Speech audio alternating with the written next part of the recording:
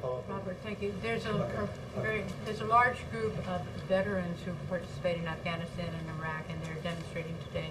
They're asking that people with PTSD and traumatic brain injury not be sent back, and they're saying that this has contributed to quite a large amount of suicides in the military. Is the president aware of this? Is he communicating with them in any way?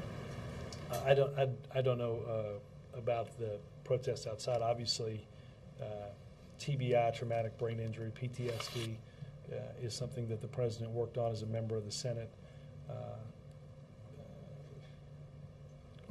Secretary Gates, Admiral Mullen have been working with veteran service organizations, along with General Shinseki, around the alarming and high rate of suicides, both in theater and back here.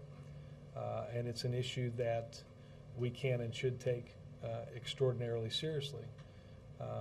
We know that combat in both of those theaters puts an enormous strain on individuals, and both those in combat and those coming back ought to have access to every benefit that they deserve and that they've earned. We, through the Recovery Act, increased the funding for the VA to historic levels. And we will continue to ensure that those that serve have access to the best services. If a soldier says he or she does not feel fit to go back into combat, back into the battlefield, is there any sympathy for that soldier?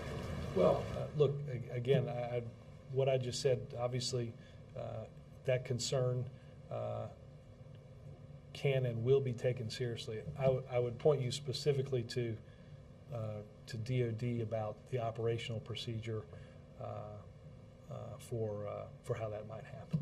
Yes, sir. Thank you, Robert.